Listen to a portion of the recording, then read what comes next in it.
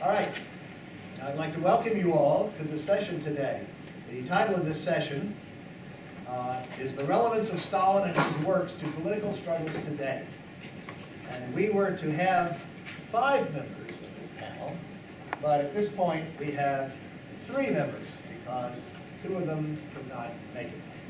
So who we do have here is, to my left, Espresso Stalinist, who will be the first speaker. To my right, Jessica Coco will be the second speaker, and myself, Furr, who will be the last speaker, and I'm also going to chair the session insofar as it needs to be chaired. We'll each have 20 to 25 minutes to talk. That will leave plenty of time for Q&A, and I hope there'll be a lively discussion at the end of all 3 talks. So without further ado, I've asked my fellow speakers to introduce themselves. Far better than my introducing them.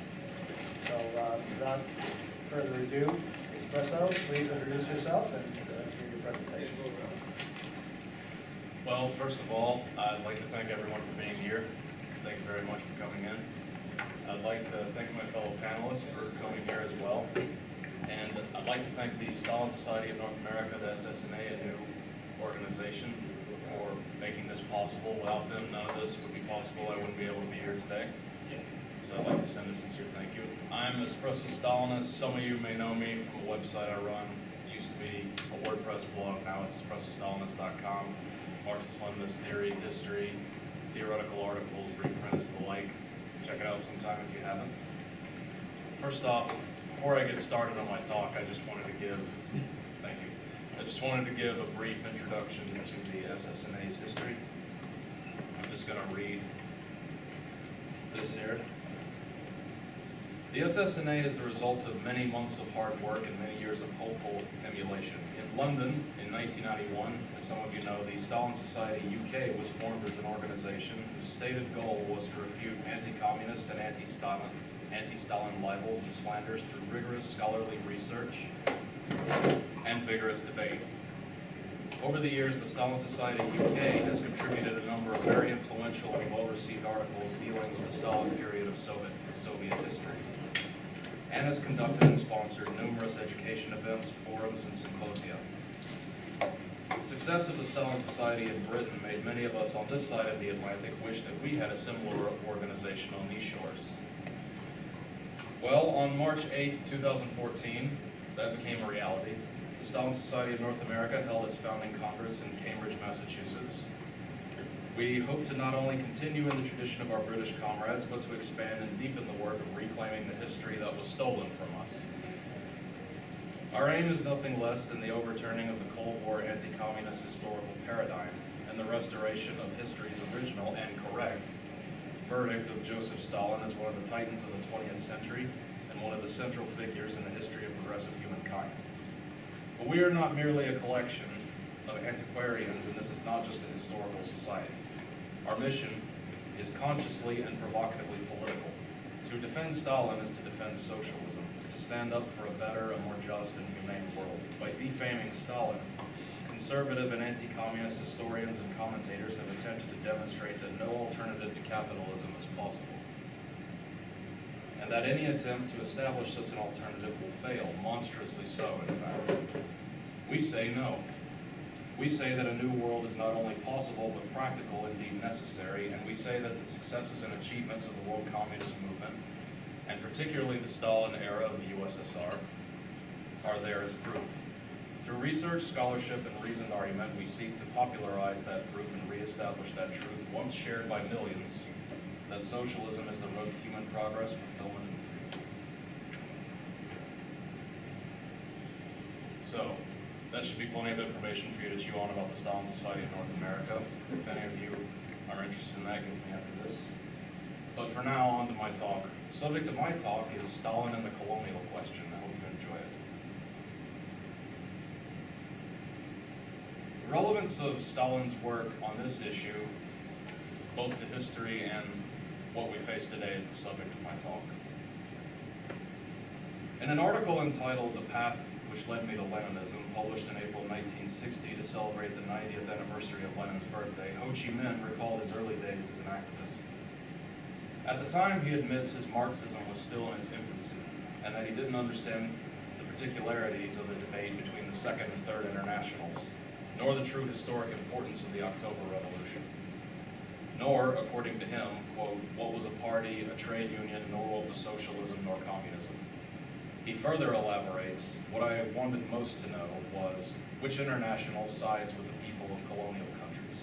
The reason being, he asked, if you do not condemn colonialism, if you do not side with the colonial peoples, what kind of revolution are you waging? After reading Lenin's works on colonialism, from then on, he wrote, I plunged into the debates and discussed with Furr. He continues, at first, patriotism, not yet communism, led me to have confidence in Lenin and the Third International. Step by step, along this struggle, by studying Marxism-Leninism parallel with participation in practical activities, I gradually came upon the fact that only socialism and communism can liberate the oppressed nations and the working people throughout the world from slavery. Powerful words. Ho Chi Minh's sentiments here are important to note, since they reflect to a great extent the path that many anti-imperialist and anti-colonialist revolutionaries took when encountering Marxism. At the time, Ho was living in Paris and distributing flyers against the French occupation of Indochina. In coming to the ideology of Leninism, he was clearly influenced by Marxism's anti-colonial aspects. Expanding on this, J.B. Stalin was a major Marxist theorist on the national and colonial questions who contributed to the modern Marxist understanding of colonialism, anti-imperialism, and national liberation movements. Few here would argue that despite what some may say about Stalin being irrelevant to the modern age, learning about Stalin and the Stalin era and what it says about the bourgeois propaganda we hear today has had a significant impact on the consciousness of a large portion of the leftists who interact with it, one way or the other. I doubt even the most anti-Stalin person would actually attempt to deny that Stalin and his work are relevant to political struggles today, even if they're anti-Stalin. The sheer fact that they're so anti-Stalin indicates relevance for whoever displayed a powerful hatred for someone irrelevant. The very position itself is self-refuting. But in my opinion, there are always some people on the left who have rather narrow and ahistorical thinking, and that they're mortified at the idea of any big ideological issue or historical figure being relevant to today. But when it comes to the national and colonial questions, events like the Chinese Revolution, the Cuban Revolution, the Vietnamese Revolution, the ongoing rebellion in India, and various historical and currently ongoing national liberation struggles in various countries, some socialist in character, some not, particularly in Africa and Asia. Those make it obvious that Stalin and his work have had a lasting impact. Information about Stalin and the Stalin era is germane to specific questions important to socialists today regarding theory and practice. Let's start with Stalin's analysis of colonial countries. The late Ludo Martens, leader of the Workers' Party of Belgium and author of Another View of Stalin, a book some of you might be familiar with already, once recalled the following.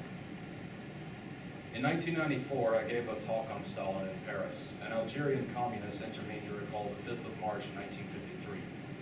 He said, that morning my father took my hand and we went out.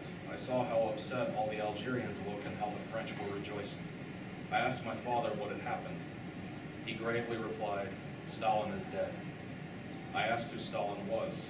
My father said he was the greatest man of our time. He was the leader of the Soviet Union, the greatest revolutionary country. Stalin was the son of a cobbler. And I thought, the son of a cobbler, someone like me. For the Algerian patriots on whom French colonialism would inflict 1 million casualties during the War of Liberation, Stalin represented the fight against colonialism and imperialism, end quote. Thus, we see it was Stalin who gave inspiration to the liberation struggles of the colonized world. The actions of people consciously motivated by Stalin's theory and practice have changed world history and helped bring an end to the colonial era. Stalin's many theoretical contributions are shown in his works, such as in his 1925 speech, The Political Tasks of the University of the Peoples of the East. Stalin summed up many essential theses on the connection between Marxism and national liberation. He said the following: This is a rather lengthy quote, but an important one. What are the characteristic features of life and development in these countries which distinguish themselves from the Soviet republics of the East? Firstly, these countries are living and developing under the oppression of imperialism. Secondly, the existence of a double oppression, internal oppression by the native bourgeoisie and external oppression by a foreign imperialist bourgeoisie is intensifying and deepening the revolutionary crisis in these countries. Thirdly, in some of these countries, India for example, capitalism is growing at a rapid rate, giving rise to and molding a more or less numerous class of local proletariats. Fourthly, with the growth of the revolutionary movement, the national bourgeoisie in such countries is splitting up into two parts: a revolutionary part, the petty bourgeoisie, and the compromising part, the big bourgeoisie, of which the first is continuing the revolutionary struggle, whereas the second is entering into a bloc with imperialism. Fifthly, parallel with the imperialist bloc, another bloc is taking shape in such countries, a bloc between the workers and the revolutionary petty bourgeoisie, an anti-imperialist bloc, the aim of which is to complete liberation from imperialism. Sixthly, the question of the hegemony of the proletariat in such countries and of freeing the masses of the people from the influence of the compromising national bourgeoisie is becoming more and more urgent. Seventhly, this circumstance makes it much easier to link the national liberation movement in such countries with the proletarian movement in the advanced countries of the West. From this, at least three conclusions follow. One, the liberation of the colonial independent countries from imperialism cannot be achieved without a victorious revolution. We will not get independence gratis.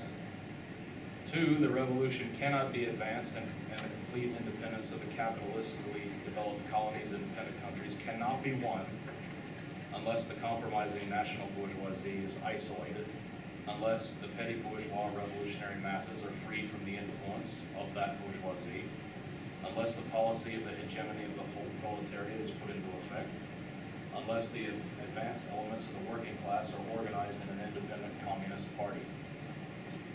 Three, lasting victory cannot be achieved in the colonial independent countries without a real link between the liberation movement in those countries and the proletarian movement in the advanced countries of the West.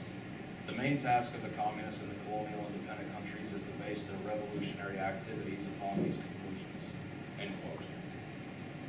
So, from this we see, Marxism is unique among worldviews in that it's a revolutionary doctrine that examines the basis and origins of such systems as colonialism and imperialism. As Stalin said, Leninism broadened the conception of self-determination of nations, interpreting it as the right of the oppressed peoples of the dependent countries and colonies to complete secession, as the right of nations to independent existence as states.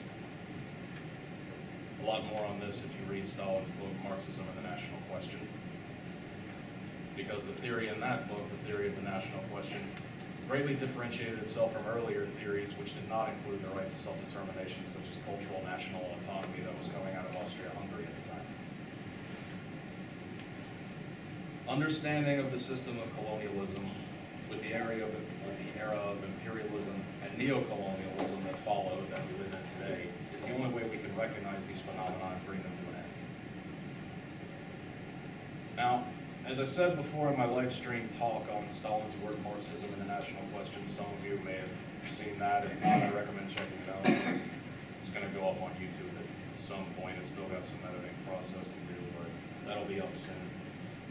But in that, I pointed out that Marxist-Leninists have an obligation to defend the right of self-determination for oppressed nations and the rights of oppressed people. And they have an obligation to support and aid national liberation struggles. Marxists know that liberation for oppressed nations means the weakening of empire in the modern era. And only by weakening empire and subsequently defeating imperialism can capitalism be overthrown. Overthrown, that word stresses people. Stalin stresses in his work Foundations of Leninism when he says that movements which weaken imperialism, even movements which are not socialist or may be bourgeois or anti-communist in character, must be supported by revolutionaries. Quote, "The struggle that the Emir of Afghanistan is waging for the independence independence of Afghanistan is objectively a revolutionary struggle despite the monarchist views of the Emir and his associates, for it weakens, disintegrates, and undermines imperialism. Whereas the struggle waged by such desperate Democrats and socialists, revolutionaries, all in quotation marks, and Republicans, as for example, he then goes on to list a number of bourgeois socialists at the time, during the imperialist war referring to World War I, was a reactionary struggle, for its result was the embellishment, the strengthening, the victory of imperialism. For the same reasons, the struggle that the Egyptian merchants and bourgeois intellectuals are waging for the independence of Egypt is objectively a revolutionary struggle despite the bourgeois origin and bourgeois title of the leaders of the Egyptian national movement, despite the fact that they are opposed to socialism, whereas the struggle that the British Labour government is waging to preserve Egypt's independent position is, for the same reasons, a reactionary struggle despite the proletarian origin and proletarian title of the members of that government, despite the fact that they are for socialism, for this in quotation marks. There's no need to mention the national movement of other larger colonial independent countries such as India and China, every step of which along the road to liberation, even if it runs counter to the demands of formal democracy, is a steam hammer blow at imperialism, i.e. is undoubtedly a revolutionary step. End quote. So we can see, like Lenin, Stalin recognizes the existence of revolutionary capacities in national movements, particularly ones of oppressed countries and colonial countries, and the possibility of using these for overthrowing the common enemy, which is the imperialist system. However, in the same work, Foundations of Leninism, he also stresses, this does not mean, of course, that the proletariat must support every national movement, everywhere and always, in every individual concrete case. It means that support must be given to such national movements as tend to weaken, to overthrow imperialism, and not to strengthen and preserve it. Cases occur when the national movements in certain oppressed countries come into conflict with the interests of the development of the proletarian movement. In such cases, support is, of course, entirely out of the question. The question of the rights of nations is not an isolated, self-sufficient question. It's part of the general problem of the proletarian revolution, subordinate to the whole, and must be considered from the point of view of the whole. Stalin characterizes the rise of national movements as follows in Marxism and the National Question. The bourgeoisie of the oppressed nation is naturally stirred in the movement. It appeals to its native folk and begins to shout about the fatherland, claiming that its own cause is the cause of the nation as a whole. It recruits itself an army from among its countrymen in the interests of the fatherland, nor do the folk always remain unresponsive to its appeals. The repression from above affects them too and provokes their discontent. Thus, the national movement begins. National movements can take on an agrarian or a linguistic character, or a struggle for civil rights or religious freedom, or one for self-government, depending on the conditions of the country. And finally, Stalin says about the national liberation struggle, in its essence, it's always a bourgeois struggle, one that is to the advantage and profit mainly of the bourgeoisie. But it does not by any means follow that the proletariat should not put up a fight against the policy of national oppression, restriction of freedom of movement, disenfranchisement, repression of language, closing of schools, and other forms of persecution affect the workers no less, if not more, than the bourgeoisie. Furthermore, Stalin wrote a great deal about the ways to revolution in these colonial countries. Referring again to his earlier speech, The Political Task of the University of the Peoples of the East, Stalin further speaks about the revolutionary process in colonial and semi-colonial countries using several distinct examples. He states that in countries like Morocco, which at the time was a protectorate split between France and Spain, the national bourgeoisie had no grounds for dividing into a revolutionary and compromising section like what was described earlier. The task of the communist elements is to take all measures to create a united front against imperialism in that country, and in such countries, after a victory against imperialism, then the communist elements would be grouped into a single party. Then he gives a contrasting example of Egypt and China at the time, where the national bourgeoisie was already split into a revolutionary section, in the case of China, personified personified by elements in KT and so on, split into a revolutionary section and a compromising section. But the compromising section was not yet able to join itself to imperialism. Later on in China, that clearly could happen in 1927 and after. He said in such countries, the communists could not simply have the aim of building a united front against imperialism, and that instead they should pursue a revolutionary bloc of workers and petty bourgeoisie, a bloc representing two forces, that of the Communist Party of the workers and peasants, and the revolutionary petty bourgeoisie. That bloc would then expose the inconsistency of the national bourgeoisie and wage a determined struggle against imperialism. He stressed, however, that such a bloc should not bind the Communist Party hand and foot, as he put it, but should be led by the Communist Party, and that such a bloc should not restrict its freedom to conduct agitation and propaganda work, nor rallying proletarians around the Communist Party. Otherwise, he warns, the Communists would become dissolved into the ranks of the bourgeoisie, and the CP would lose its proletarian army, as we can see unfortunately happen in several countries of this type. Stalin then gives the example of countries like India, where he notes that not only has the national bourgeoisie split into revolutionary and compromising sections in India, the Indian National Congress and Gandhi's movement, sections like that, but the compromising section of this bourgeoisie has managed to strike a deal with imperialism. In those countries, he characterizes the situation thusly: fearing revolution more than it fears imperialism, and concerned more about its money bags than about the interests of its own country, this section of the bourgeoisie, the richest and most influential section, is going over entirely to the camp of the irreconcilable enemies of the revolution. It's forming a bloc with imperialism against the workers and peasants of its own country. The victory of the revolution cannot be achieved unless this bloc is smashed. So to smash this bloc, Stalin says, in colonies like India at the time, the proletariat must be prepared for the role of leader in the national liberation movement, dislodging the bourgeoisie entirely. So the task in countries like India is to create a revolutionary anti-imperialism bloc led by the proletariat, usually in the form of a single workers and peasants party under a single platform. And that in such countries, the Communist Party should put forward independence as a chief demand of this platform, and maintain its organizational independence when entering into an open bloc with the revolutionary wing of the bourgeoisie and isolating the compromising section. So we can see here that Stalin made a lot of vastly important distinctions between different types of colonial countries based on different material conditions these countries might face: Egypt, India, China, and so forth.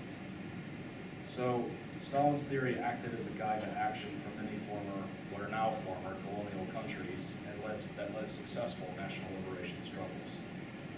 The shift in the world balance of forces in favor of socialism after World War II led to an upsurge in the national liberation movement worldwide, particularly in Asia, Africa, and South America, as we all know. Within 3 decades after World War II, more than 70 new states emerged. Due to unequal status and oppression, today we also see the aggravation of conflict along national and colonial lines in the advanced countries too, between French and English Canadians, the Basque in Spain and France, the Irish question in Britain, and many different nations in the United States, and so forth.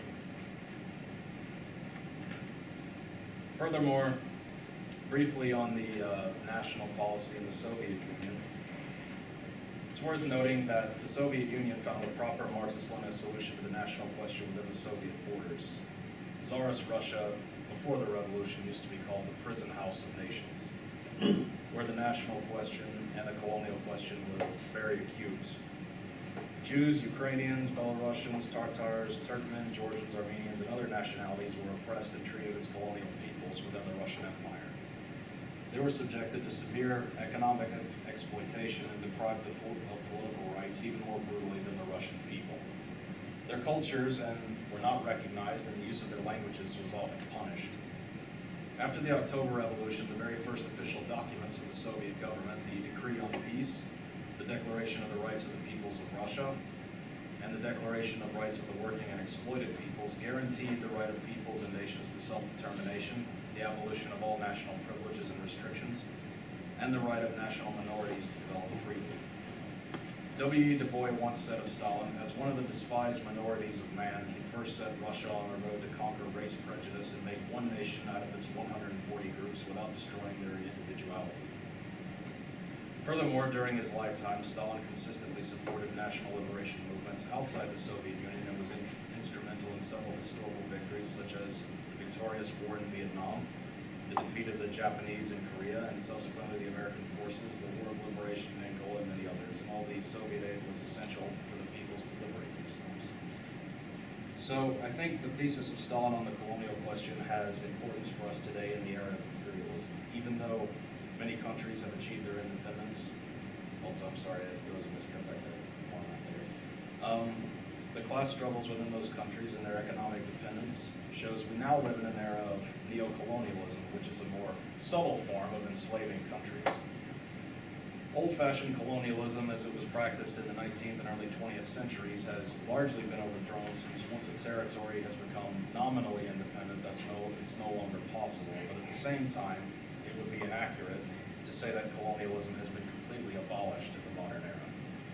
In many former colonial countries, a neo-colonial regime has been established which still subjects the country to the rule of imperial powers through the rule of a local comprador bourgeoisie which profits from imperialism. States today under neo-colonialism, in theory, are independent and are recognized as sovereign, but in reality, their economic systems and political policies are largely directed or coerced from the outside. In some cases, the troops may be in the territory of the neo-colonial country. Sometimes the government's controlled, but in any case, it is beholden to imperialism. We see this today in countries like the Congo, which has suffered for almost half a century of neo-colonial dictatorship, suffered through one of the most devastating wars of history, which claimed the lives of millions. Because of this, it's I think, the poorest country in the world, despite being one of the richest resource-wise. So, these new developments raise important questions regarding the connection between socialist revolution and national liberation. The colonial question is directly connected to the power of capitalism, of the imperialist system which currently rules the world, which connects it to the socialist revolution, which has as its goal the overthrow of capitalism and the dictatorship of the proletariat. So, to sum up, Stalin's work makes clear several things. The world is divided into developed imperialist countries which exploit the peoples of less developed dependent countries, and then colonies and oppressed countries constitute an enormous potential source of strength for the fight against the imperialist system. That the national and colonial questions are inseparable from the question of emancipation from the rule of capitalism. That imperialism cannot exist without the political and economic enslavement of nations, colonies, and neo-colonies.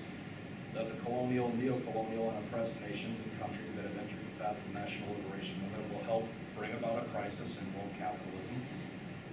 That the proletarian movement in imperialist countries should not only support liberation movements, but also support the right of nations to self-determination up to and including the right of secession. And of course, struggle against the imperialism of their own country. For as Marx said, no nation can be free if it oppresses other nations. That the colonial and neo-colonial countries cannot be emancipated without the overthrow of imperialism. That the victory of the national liberation struggle can't be a lasting one unless the oppressed nations and countries are free from the yoke of capitalism. And finally, that unless these are put into effect, the material basis for socialism will be impossible. So, I think this illustrates why Stalin's work on colonialism and the national question needs to be remembered today by activists, particularly those in the United States, who live within the belly of the beast, who oppose imperialism, and who support self-determination for nations within U.S. borders and oppressed nations with colonial status, such as Puerto Rico and a number of others, or neo-colonies like, say, Liberia. Revolutionaries in the U.S. today need to continue to use Stalin's theories and translate them into practice. And it's worth noting Stalin's theory plays a leading role in anti-racist struggles and ones for self-determination as well.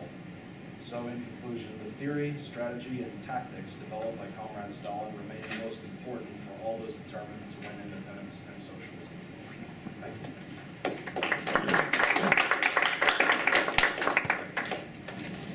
Hello, hi, my name is Jessica Coco. I'm also a member of the Stalin Society of North America. I'm also a member of U.S. Soviet Friends and of the Party of Communists USA. And I'm also an activist in many different fields, particularly housing. My talk is on zombie and end-of-the-world films and why the bourgeoisie needs to equate Stalinism with fascism to declare capitalism the end of history. Well, imagine a world with no student loans or credit card debts to pay, no exploitative job that consumes all your waking hours, no need for mind-numbing TV, and even a world where you no longer have to worry about the destruction of the planet due to global warming. You know what I would call that? Party time, if you want to party. No. Seriously, for this to happen, capitalism would have to fall, because capitalism is based on exploitation and debt slavery. And would have to be replaced by socialism, obviously. Yet, for many, even those on the left, it seems far easier to imagine the end of the world and the destruction of all life on this planet, whether by nuclear energy, by global warming, than imagine the end of capitalism, or better said, capitalist relations.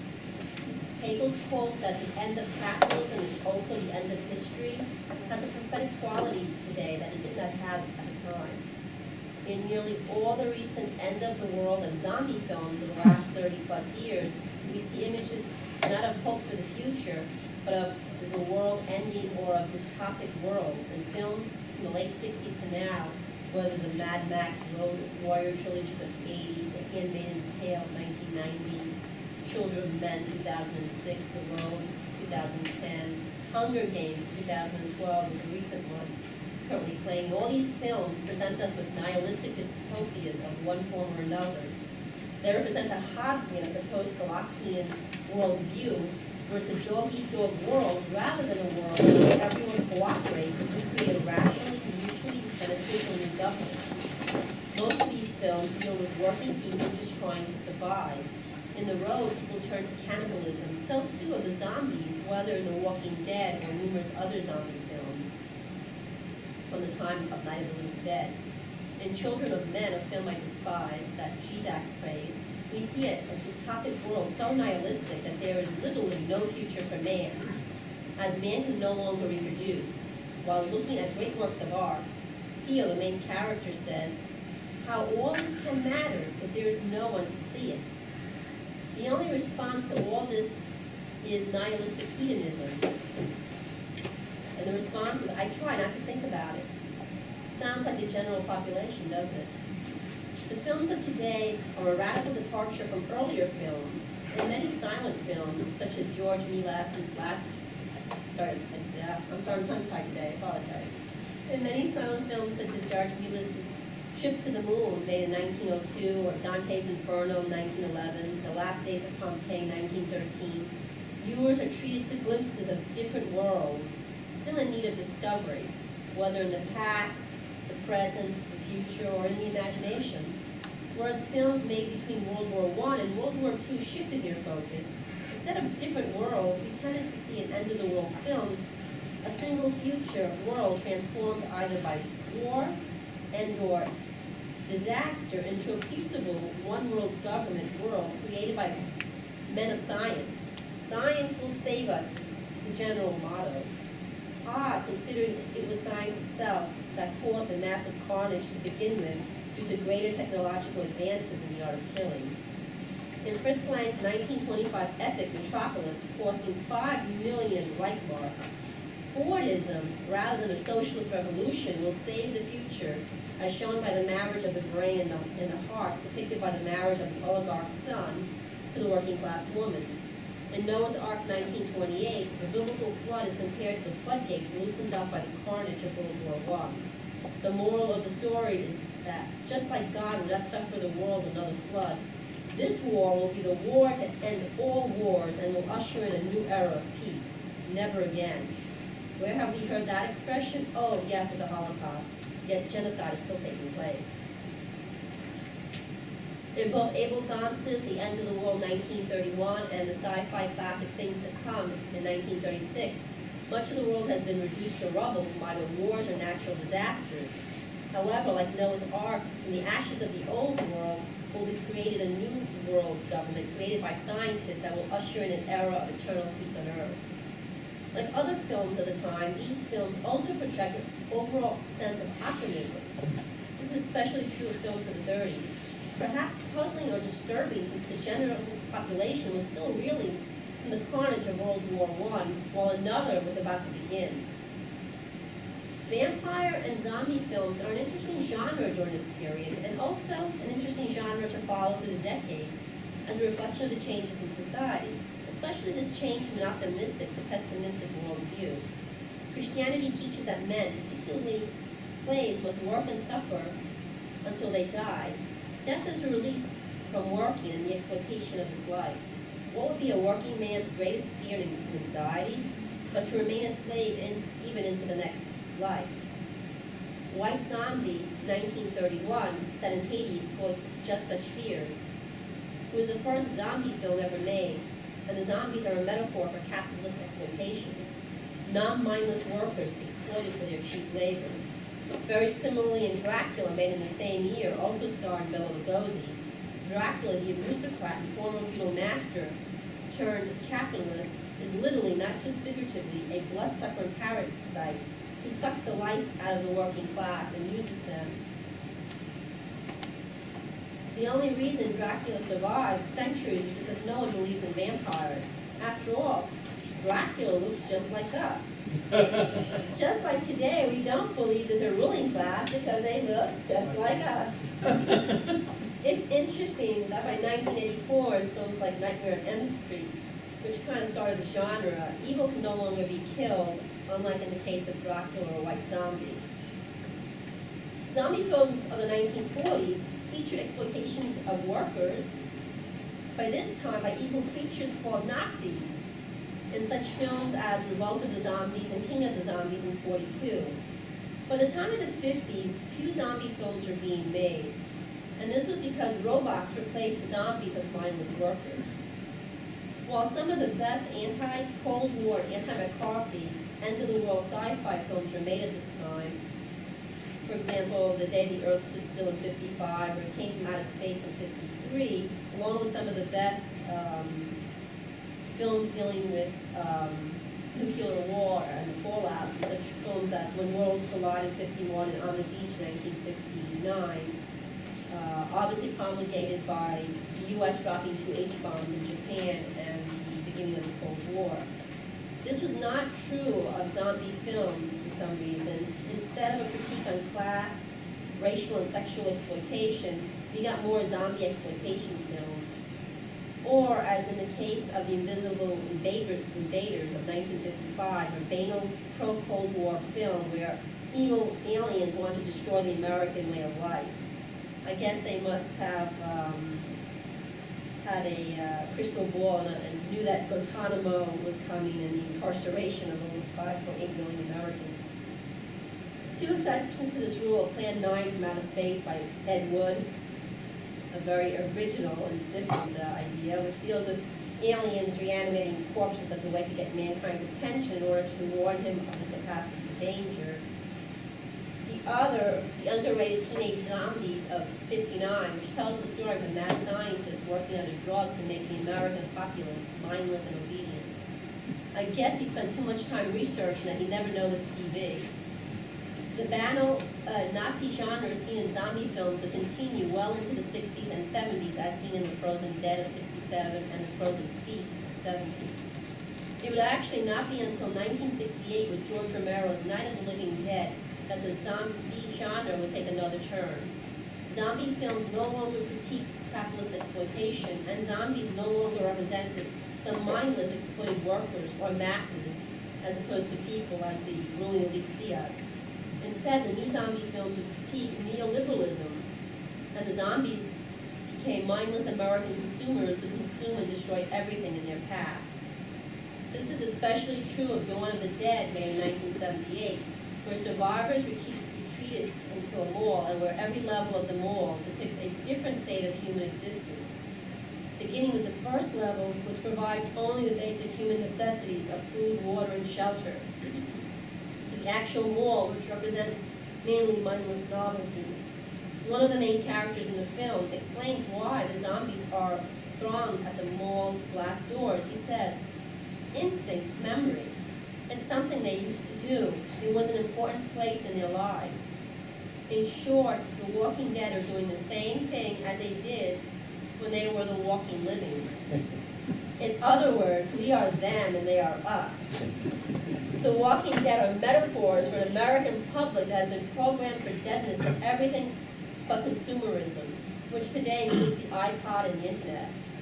In 1983 study in Midnight Movies, they called Romero's most famous film the most literal possible depiction of America devouring itself. Neoliberalism has often been referred to lately as zombie capitalism, and we can see why. Like a zombie, the body of neoliberalism staggers on without direction or planning, cannibalizing everything in its path in order to realize limited short-term goals, ultimately sacrificing, destroying, and allowing everything to crumble around it, including the very infrastructure, whether bridges, education, medical care, or people themselves. Speaking of capitalism, the film The Thing, made in 1982, which is actually a remake of an earlier 51 picture, has much in common with it. In the film, the parasitic alien creature can co-opt everything and destroy it for its own survival, just like capitalism can by co-opting popular culture and left movements if the victims aren't on guard. There are certain rules nearly all zombie and other apocalyptic end-of-the-world films, such as The Hunger Games, generally follow. But this also includes zombie films such as 28 Days Later and The Walking Dead. They depict, one, the government as being either ineffectual, counterproductive, or untrustworthy. Two, the media is portrayed as being either useless or deceptive. Three, survival is the best that people can hope for. And four, through cooperation would rationally increase the chances of survival. Mankind's innate human nature makes cooperation impossible. Ultimately, these films depict a nihilistic, anti-establishment, cynical commentary, which includes flashes of heroism and humanity, but they're all set against a backdrop of violence. Are the end of the world and zombie films fascinating reflections and mirrors of the times they were made, or are they the product of something else? What has happened to film that the What has happened to film that the hopefulness of the 1930s that lasted until the late 60s was replaced by the hopelessness seen in films today? Are they reflective of our changing feelings, of our fears of impending economic and environmental doom? Why has capitalism as the end of history become so entrenched in today's psyche that Margaret Thatcher in the mid-80s claimed, "This is it, there is no alternative"? Perhaps the answer is quite simple. Propaganda. Unlike other art forms, films require large sums of capital. Unlike literature, drama, painting, it's not an art created by the public for the public. It's a media financed by finance capital. Birth of a Nation, made in 1911, which was financed by both bankers and the KKK, had the distinction of being the first film made to deliver propaganda through the cover of entertainment.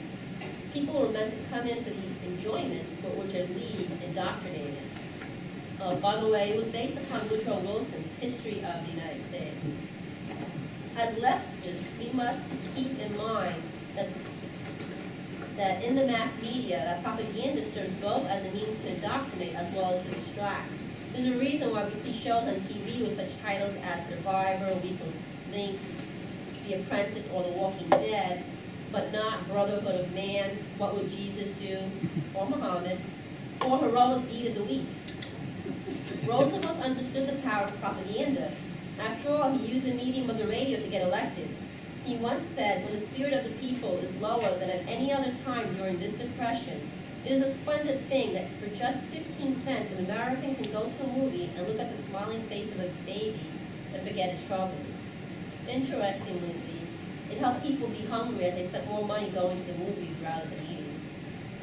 End-of-the-world disaster films with gloomy endings and serious dramas will make Americans feel pessimistic about their lives and about the future in an exploitative capitalist world, where people work anywhere from 12 to 16 hours a day, sometimes as much as 364 days a year.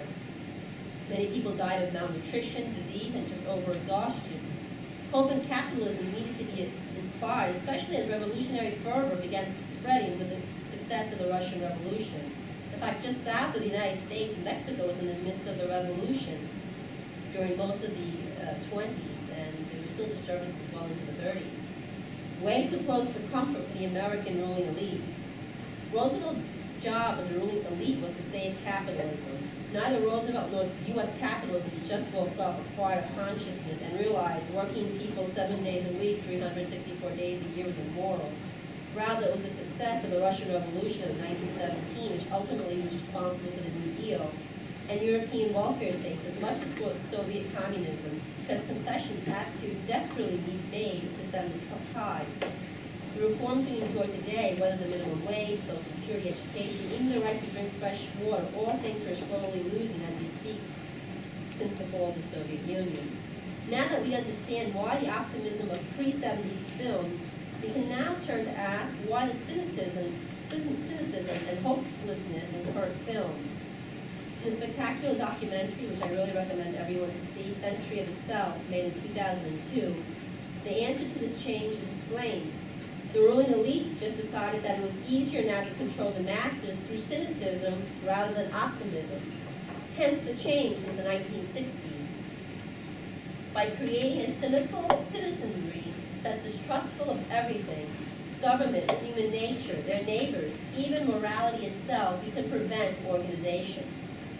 It's no coincidence that part and parcel of modern dystopian films is a constant demonization of Stalin and the Soviet Union by the ruling class, trying desperately to equate in the mind of the population that Stalin and socialism is similar and equal to Hitler and fascism. Two things historically incomparable, because there is a huge divide between those who liberated the concentration camps, the Russians, and those who created them, the Nazis. In fact, if it wasn't for Stalin and the great resiliency of the Russian people, fascism would have taken over the world. Contrary to the history books we were taught in school, it was the Soviet Union and not the U.S. or the Allies that won the war, and at the great cost of 27 million people perishing. The ruling elite can't change history, but it can use propaganda to distort the truth, so that people no longer see a viable alternative to capitalism. It is a way to kill any hope in the hearts of working class people, so that they don't even bother to try to revolt against the system. Because if revolutions always lead to totalitarianism, which actually history disproves, then why bother? Revolution is only possible when there is hope in something better. The Romans thought the world would end when the empire fell, and it didn't. It just changed to a different system, from primitive capitalism to feudalism. Or at least under feudalism, no one was longer free to starve, to be homeless, or to be sold off on the auction block as under the empire. We know from history the world can change. The 20th century was an age of extremes, however, but not of Hitlerism and so-called Stalinism, but of capitalism versus socialism. As leftists, we need to recognize and fight the insidious propaganda in contemporary culture to realize that a new world is possible and must be created. Because if zombie capitalism has its way, truly capitalism will be the end of history, and films like The Day After Tomorrow, made in 2004, will no longer be fiction. Thank you. Brilliant.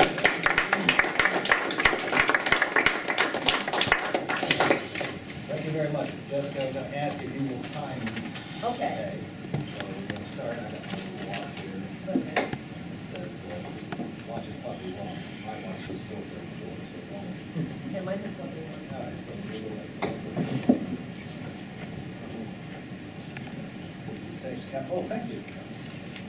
56 if you Okay. I was going, my name is Furr, and I teach English at Monterey State University in New Jersey, but for the last dozen years or so, I've really spent full time researching the Stalin period in the Soviet Union. And rather than explain to you exactly why that is, I'm going to talk a little bit about how I came to do that, because I think it speaks to the issue of the importance, subject of our talk here, the importance of Stalin and his works to political struggles today. could talk to you about the research that I have been doing in my books and so forth, and I do have some handouts, and I do have some copies of the book, and you might be interested. But I think this is going to speak to the issue more directly. I would like to start out, though, by thanking the Stalin Society of North America for sponsoring this talk. They were kind enough to invite me to speak to their founding meeting in Cambridge, Massachusetts, in March. And on the 20th of June, 19 days, boy, I'll be speaking to the Stalin Society of the UK in London, also by invitation, not because they pay my way there, but I'm looking forward to that too. So I think this is important work. But let me start by talking about the importance of Stalin. And I think the best way to get at this is a little bit of autobiography, a little bit about how I came to do this work. I was raised in a family where my father was a Republican, my mother was a Democrat, and I, paid no more than average attention to politics and was not particularly aware of the importance of politics. And then, when I was in graduate school, the Vietnam War escalated tremendously. American government sent a couple of 100,000 troops to Vietnam. I got involved in suits for democratic society, and I was opposed to the Vietnam War. I wasn't clear at that time why exactly I was opposed to it.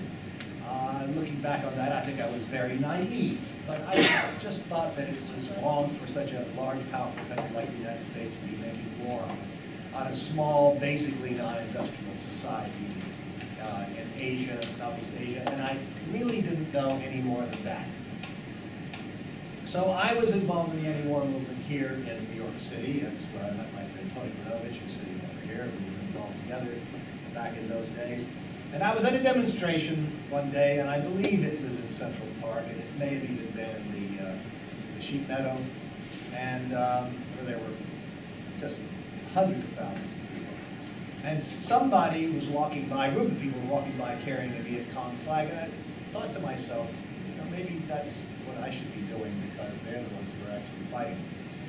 And then somebody that day said to me, someone said to me, and I don't remember who it was, said to me, you really ought not to be opposing the American war in Vietnam. And I said, why not? And that person said, well, because the opposing side, the National Liberation Front, is really controlled by and run by the Communist Party of Vietnam.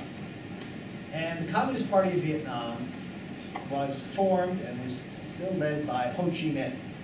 And Ho Chi Minh studied under Joseph Stalin, and Stalin killed 20 million people. So you really shouldn't be fighting against the American war in Vietnam. And I thought about that, and I realized that I didn't know anything about any of these issues, and that at some point or other I should look into that question. I should really investigate what was behind all of this that exposed to me my ignorance. Well, racing ahead a little bit, in 1968 a book came out by Robert Conquest, a British-American researcher, called The Great Terror, about 800 pages long in its original edition, and I read it. And it was horrifying, it made Stalin out to be a monster, a mass murderer, a tremendous criminal, and it had lots and lots of documentation, mainly from Russian sources, although a lot of other sources too. And I also filed that away in the back of my mind, and I said, when I have time, I'm going to look into this. I'm going to check to see what the truth is about this matter. Well, I got a job teaching at Montclair State, and I worked on my PhD, and other things were going on. But eventually, I had the time, and I always had the motivation, and I started to look into this. And I read a few book reviews of some books that Conquest cited, and I saw that the reviews by, mainstream, basically anti-communist scholars, did not think much of these books that Conquest cited. So I decided to go further, and for many weeks, I guess for several years, when I had the time, I would take the bus from New Jersey to Port Authority and walk a few blocks and go to the New York Public Library, which has an excellent Slavic collection. And I would just request the books and articles that Conquest cited, and I would look at them to see whether they supported what Conquest said they supported. And I did this over a long period of time, and I found that they virtually never did. Either they said something else completely, or Conquest had sort of cherry-picked certain quotations out of context. I ended up having a file box with 3x5 file cards. You know, they're this size. And now every single one of them I made a note of a source that Robert Conquest cited in that book, The Great Terror, and the pages he cited, and then I would go check these at the New York Public Library. By the way, that was in the middle 1970s now. I had thought that material was all lost, and then last year, my daughter asked me to come Dad, clean out some of your stuff that's all stored in my attic, because she now owns the house that I raised my kids in. And I was cleaning out the stuff, and my God, there it was. I thought that it was long lost. And I looked at it, and I threw it away, because I'm not really interested in Conquest anymore. But it reminded me that I really had done all that work. So that stimulated my curiosity. I realized that Conquest's work, which is very, very widely praised and published in many, many languages, millions of copies, tremendously influential, was fundamentally a fraud. I decided I would try to, in between everything else, do a little bit of research on this, and I decided that this is in the late 1970s. There was probably more information available about the military purges, sometimes called the Tukhachevsky affair, than anything else. And I spent a fair amount of time researching and getting all of the material available about the Tukhachevsky affair there.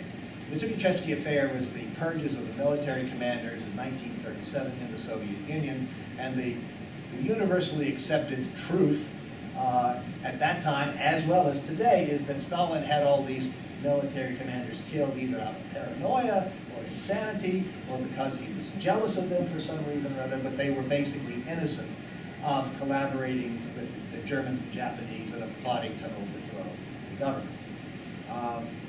That's still the story today. And I did some research on this, and I've came to conclusions that what the research that had been done up till that time was really inconclusive. It really couldn't prove anything much. And I eventually got this published with a great deal of difficulty in a Soviet Studies type journal in 1987. And that's where things kind of sat for quite a long time. Well, along came the internet.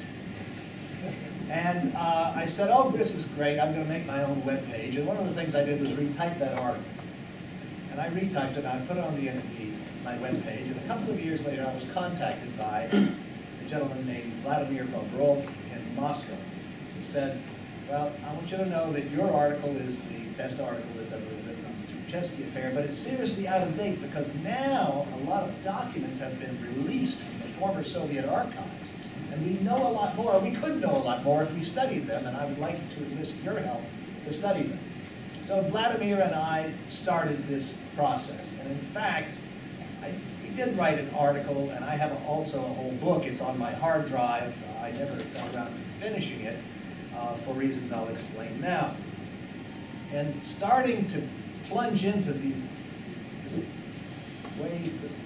avalanche, really, of documents, the primary source documents from the former Soviet archives that came out, I started to discover a lot of things, and one of the things I discovered led me to write a two-part article, which was published in 2005, called Stalin and the Struggle for Democratic Reform.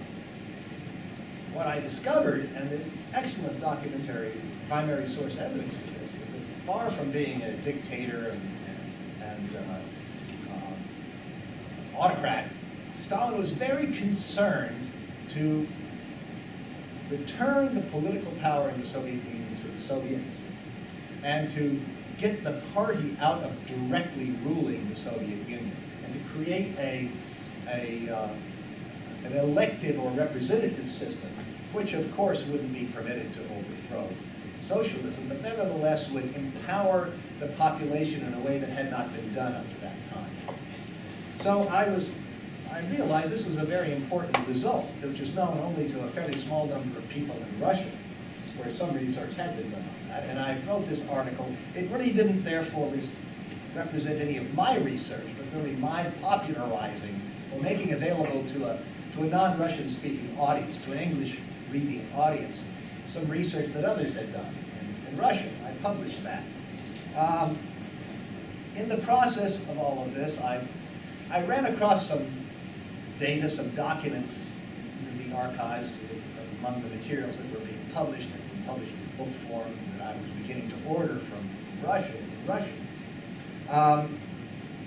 Some evidence that proved that at least in a couple of instances, Nikita Khrushchev was not telling the truth in his famous speech to the 20th Party Congress in 1956, where he attacked Stalin and, again, called him a monster and an autocrat and a dictator and a murderer and so forth and so on, said he ruled by terror. I decided I would write up an article. I thought I could do this. Write up an article and prove 3 or 4 or 5 lies that Khrushchev made in this speech. And I thought that would make a nice article, and that, I would submit it to a Soviet studies journal perhaps, and everybody would say, oh, that's great. We discovered a couple of lies that Khrushchev made, and that's very good. And that was my plan, but what happened was that every additional statement or allegation or accusation of Khrushchev's that I began to study, I found that each one of them could be disproven by reference to documents that had been published since the end of the Soviet Union. So I decided to take the whole speech. First I divided it up into 32 different assertions, but later I went back and decided there were more of them, and I eventually ended up deciding that there were 61 charges or allegations or accusations against both Stalin and Beria that Khrushchev made in that speech. And I investigated every single one of them in the light of the evidence that we now have from the former least secret Soviet archives that have been published either in article or in book form. And I discovered that I could prove that 60 of them were false, and the 61st I couldn't prove one way or the other. And I wrote a book which was not initially published in English, but was published in Russian because my colleague, really invaluable co-worker here, Vladimir Bobrov in Moscow, said, this is very important, we should set aside the Tukhachevsky stuff. Let me translate this. And he's a master of Russian as well as of English. He translated that, and we got it published in 2007 by a major Russian publishing house, which never paid us a cent like they promised to do. It was very capitalist.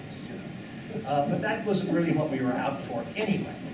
And it sold, within a couple of years, it sold like 13,000 copies. And for a heavily documented scholarly book in any country, that's pretty surprising. For Russia, that really is more than surprising. It's amazing. But of course, Khrushchev's secret speech is a big deal in Russia. They teach it in the schools, Here, probably nobody ever reads it. Very, very seldom. But in Russia, they do read it. They are kind of made to read it. So it got on to university reading lists and stuff like that, and it made a little bit of a splash, and it did encourage me to come out eventually in 2011 with a revised version in English called Khrushchev Live. This was published in 2011 and it's available now. Well, that led to other things, but let me just pause on Khrushchev Live. People from around the world started to contact me. They wanted copies. They also publishers wanted to translate it to publishers. And it appeared not only in Russian, but in Vietnamese, Turkish, French, and it's coming in French, Spanish. It was published in Galician last year. The Italian and German translations are under contract, and so is a translation in Chinese. That is to say, these publishers in these countries are contacting me to see if I want to publish. I'm not contacting them. So it's important to realize that this is not really about me, okay? It's not about Grover Furr. That's not the what's at the essence here. That there's a tremendous amount of interest, often passionate interest, in the history of the Soviet Union during the Stalin period, and in Stalin himself, and in the claims, which everyone has heard, that that Stalin was a murderer and a monster and general bad guy, and was sinking the boat of socialism, and that Khrushchev was trying to right the boat of socialism, steering a better direction. That there was a lot of skepticism about all of that, and that there was a lot of passion and interest in discovering the truth about this stuff. Well, earlier this year, I was invited to China by the Chinese Academy of Social Sciences. And I just got back last week ago. What's today? Sunday? A week ago today. And the Chinese Academy of Social Sciences paid my way to China, bought the plane tickets, put me up in a nice hotel, and I gave 7 lectures, some to the Chinese Academy, some to one to the military academy, where I was greeted with a couple of others by a couple of generals and a lot of senior colonels who listened to the talk. I went to speak at 4 universities to radical student groups where professors were also there, and to have 75 or 80 students listen, and actively involved in questions and answers. They weren't there just because they were being assigned. In fact, they weren't. These were not courses. These were student groups. And I realized that there's a tremendous amount of interest in the question of Stalin in many countries, including in China. Okay, the Chinese trip was interesting in many respects, but I just want to concentrate on that. That was the reason why they were interested in me. That and the fact that there is all of this evidence in the documents from the former Soviet archives, and that's what enables a new view, a complete reinterpretation of the history of the Soviet Union during the 1930s, and the overturning of virtually everything we thought we knew, including everything I thought that I knew. I think the only thing that I could say in my defense, because I was taken in by all of this propaganda as well, was that I was skeptical. One thing that Conquest book showed me, very dishonest book, but it showed me that there's something wrong here. There's no primary source evidence here. It's all secondary sources. It's all, there's no source criticism. Source criticism is a very important issue. Where are you getting your information? Where is it coming from? You have to spend some time discussing it and examining it. You can't just take something as printed, that's printed or written down as true just because it's printed or written down, and that goes for materials from archives too, right? So this issue of source criticism and primary source research is very important to my work, and it clearly was something important and something new to many, many others, not just in China, but all of the people who are now in the process of publishing this book and then some of my other materials in other languages as well. I made up my mind from the beginning that what I was really interested in was the truth. I get called a Stalinist a lot, but that's not true. I'm not a Stalinist, because that implies that I'm out to defend Stalin. That sort of it's like I'm the defense attorney. Somebody's accused of something, and you want to hire a good defense attorney to put forth the arguments to defend you, And that's what the defense attorney does. He's trying to get you off, right? Trying to make things look good for you. Trying to, it's not really out to discover the truth. Okay? And so that's what that term implies to most people. They think, well, if a Trotskyist always says good things about Trotsky and always defends Trotsky at every turn, then a Stalinist does the same thing, and therefore you're a Stalinist, and therefore we can't believe anything you say, because you're just trying to make Stalin look good. It's a circular argument, right? If I go out there and investigate a certain allegation against Stalin, and then look at the evidence and discover, as I have many times, that the evidence shows that this allegation or accusation is false, then I'm called a Stalinist, and that means we don't have to pay any attention to results of your research, right? Because you're biased. Okay? And you're biased because you decided that Stalin was not guilty of this stuff, and that proves that you're biased, which is a circular argument, right? So I reject the term Stalinist. I'm after the truth. I assume that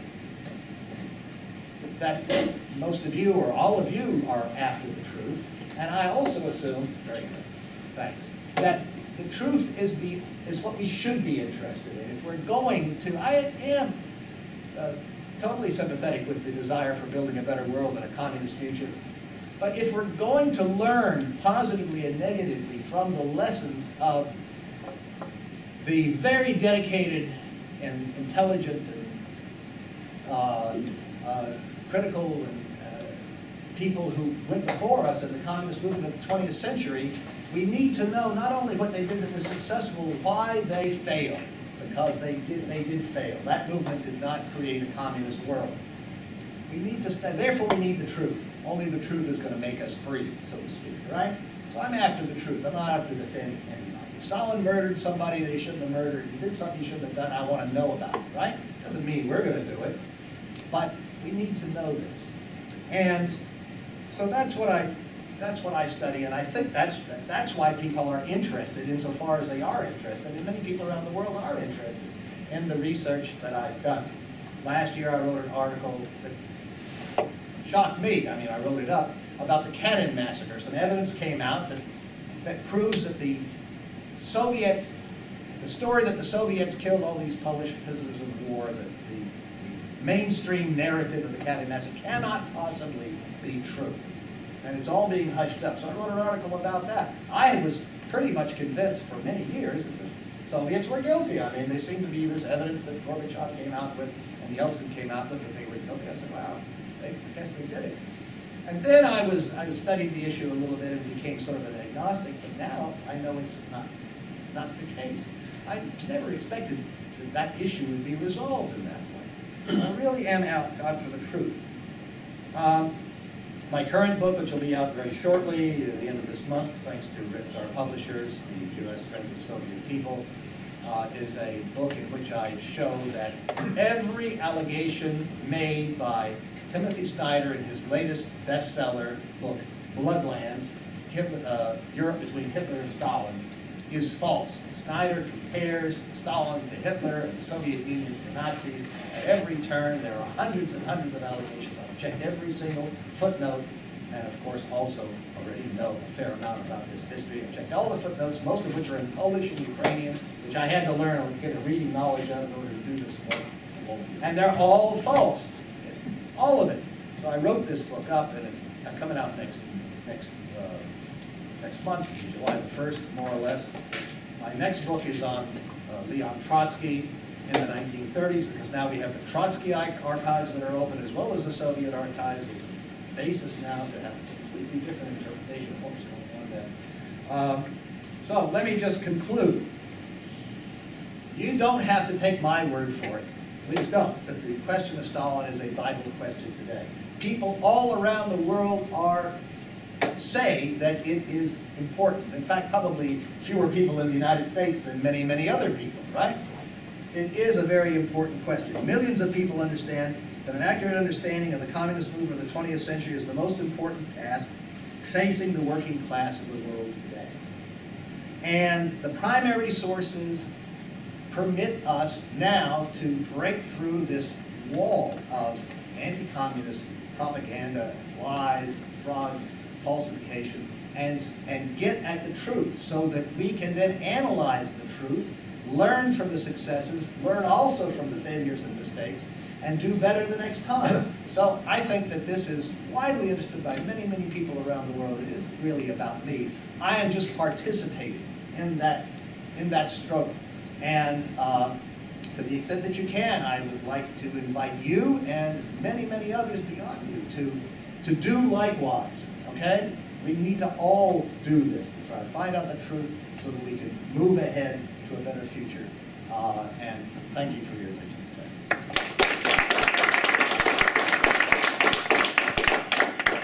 So now, yes, now we're going to have questions and answers.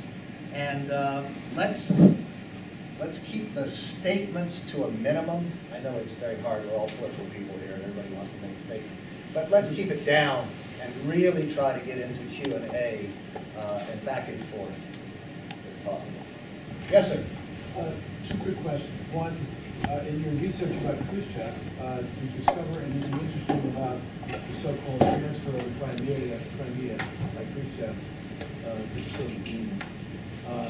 Secondarily, the subset of that is the actual reasons why the Crimean Tatars were transferred out of Crimea during World War II. Secondly, with the eruption of contending fictions in Ukraine today, we see it every day. We see Victoria Nuland, or we see Susan Rice. We see the same sort of operative thing going on. Putin bad, Soviet bad, they want to go back to the Soviet Union, go after Putin, and then they want to go after basically destroy Russia. So I'm just wondering if you can see, but I want to ask you, lastly, when you're done, can you provide us with quickly a list of 5 quick titles that you find most important to generate the kind of interest that you discovered you had in the history of the Soviet Union and Stalin? Well, I'll be real brief, and I think there'll be some light. Espresso, Jessica may want to respond to. I never studied the reasons why Khrushchev transferred the Crimea from administrative, which is really what it was, from Russia to Ukraine. My guess is it's because there's no land connection between Russia and the Crimea, but there is one between Ukraine and Crimea, so probably that's why. But I really don't know, because that's beyond the Stalin period. That didn't happen until after Stalin died. The Crimean Tatar issue I discussed at some length in Khrushchev Live with appropriate documentation. The documents of this transfer have been studied in Russia by a conventionally anti-communist scholar who, however, is very good about publishing primary sources, and I refer you to that. I really think that explains it very well. Of course, the Crimean Tatar nationalist narrative today is that this was a genocide, this was completely unjustified, and that's nonsense. Okay, that's just their narrative, which is not challenged in the mass media in the United States. But I just refer you to the documentation there.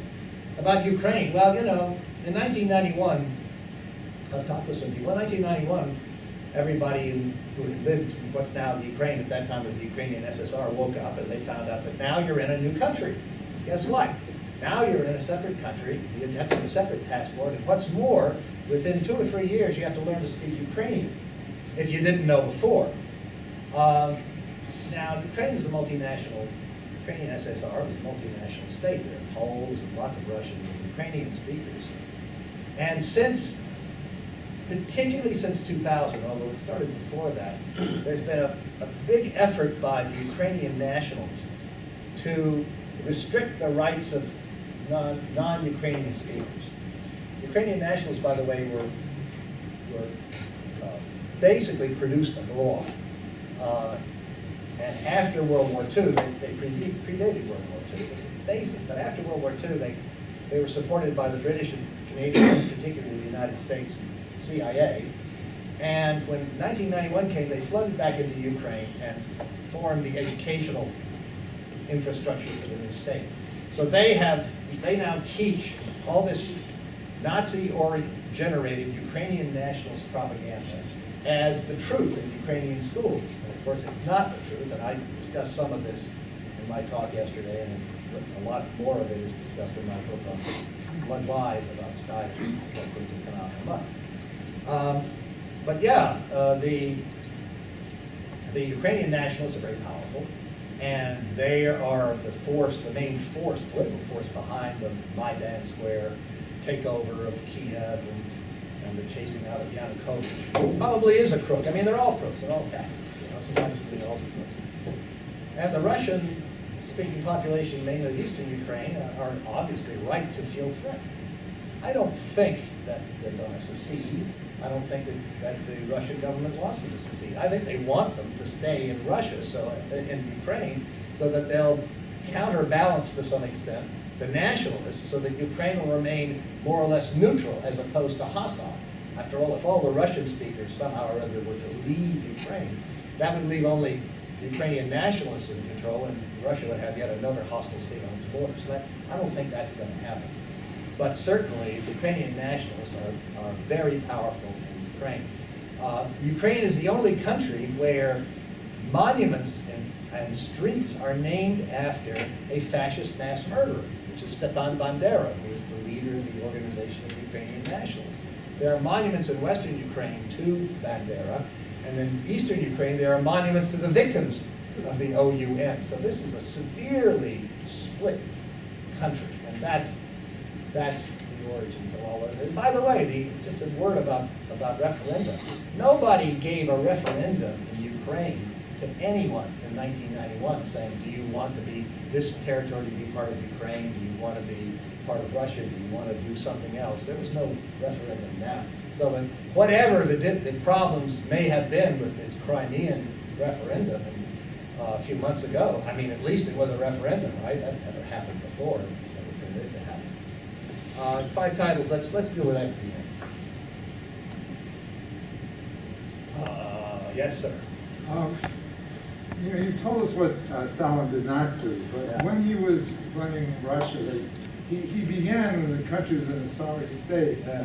Could you tell us like how the economy progressed in Russia? Oh, yeah. And were there some accomplishments that Yeah, of we course. should know about? Of course. I mean, I've mainly ended up researching the accusations, the horror stories, the allegations against Stalin. That's kind of like solving these mysteries has been my major effort. But in my latest book, which on Snyder's Bloodlands, called Blood Lies, because Snyder repeats a lot of the mythology about collectivization. He doesn't talk about industrialization much.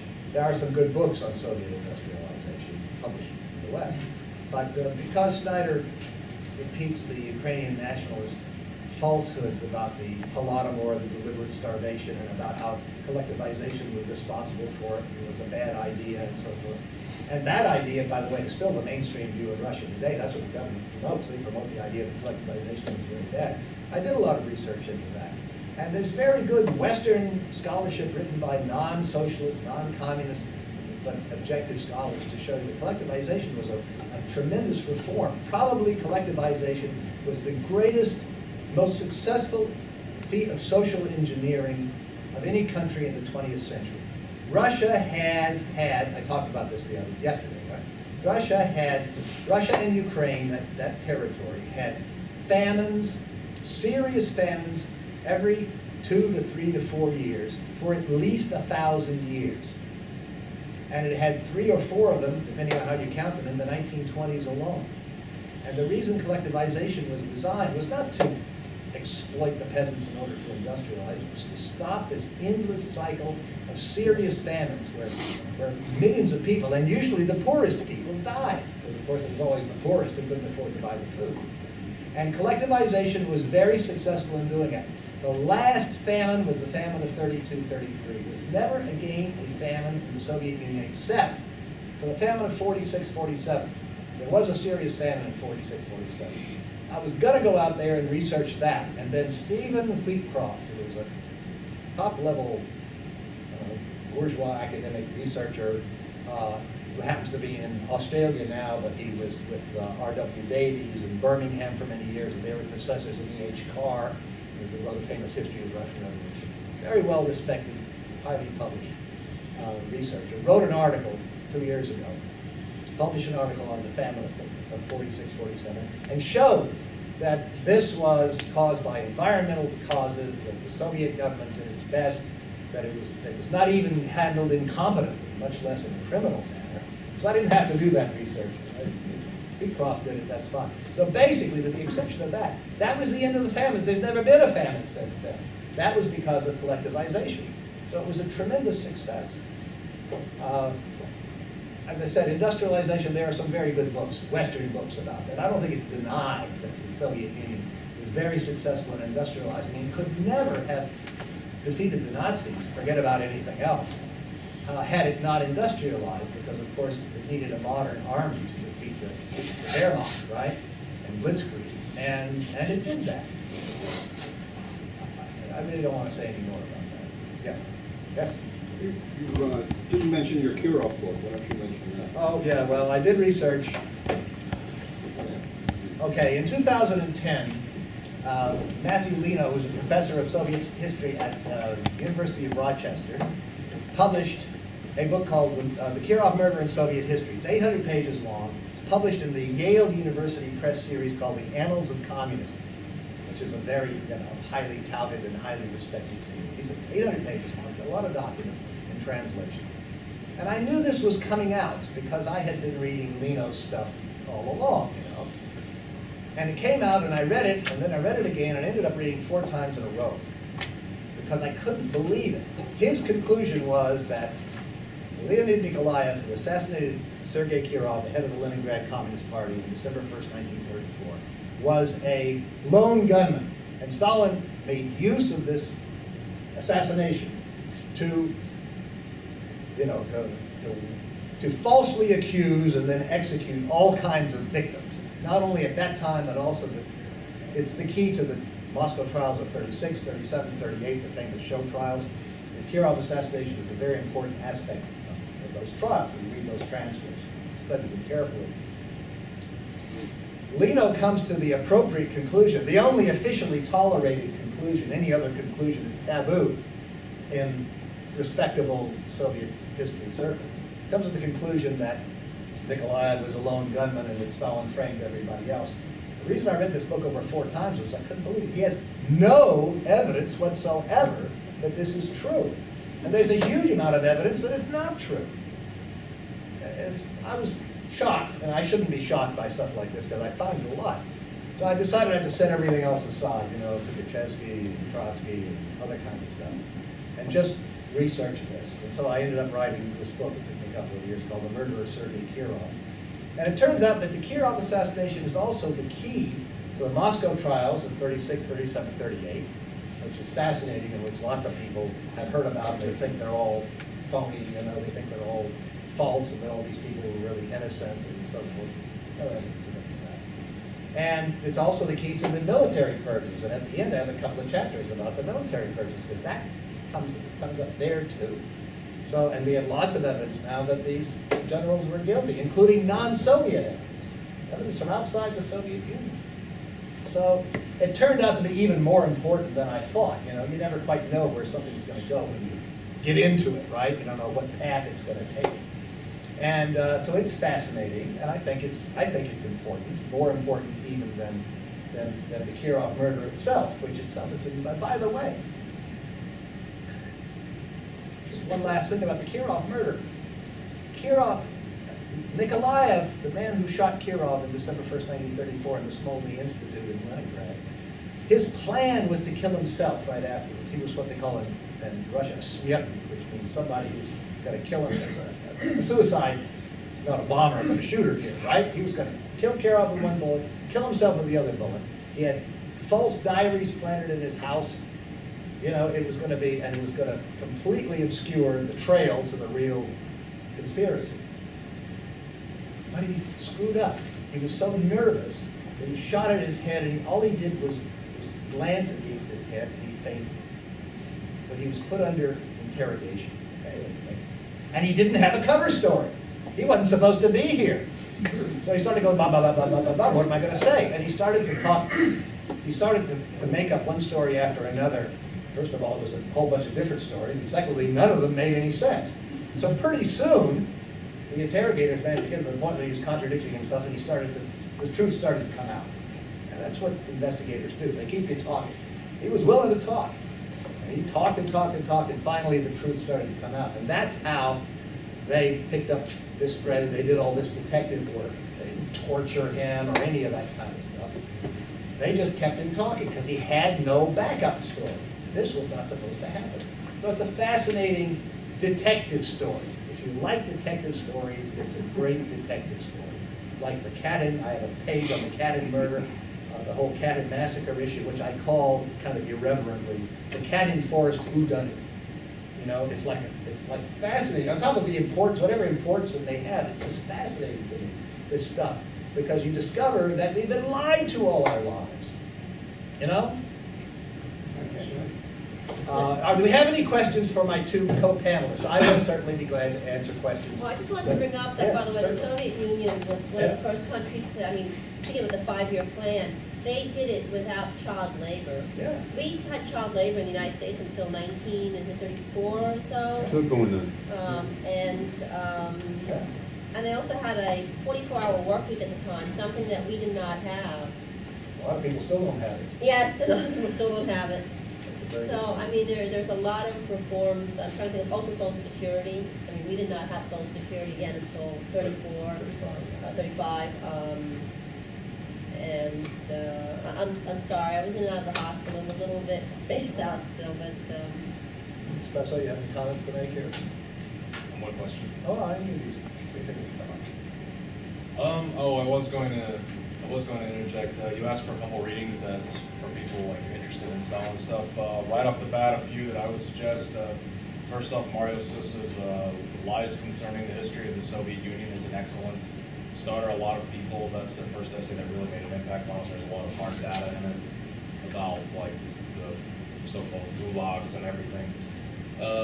Another thing that I would recommend if you're more interested in like hard data, like okay, how did collectivization go? What are the industrialization figures, things like that? I would definitely check out Dennis McKenzie's The Real Stalin series. You can just Google The Real Stalin series and that'll come up. Dennis McKenzie's, Dennis with 2 N's and then Mick and then I think it's Kinney.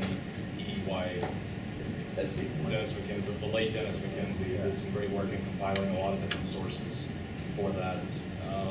Those are two that come to mind. The Real Stalin series is a lot of good content, so I highly recommend those.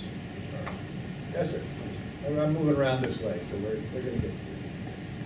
Yeah, I'm familiar with some of the theoretical work of Stalin, and I already contributed a lot. But I disagree with the term of Stalinist, using as a term that, refers to a viewpoint, an idea. I mean, Marxism, Leninism makes sense, but we don't talk about, for example, Engelism, or we don't talk about Bushinism. We don't talk about, I don't even agree with the Maoism, these terms.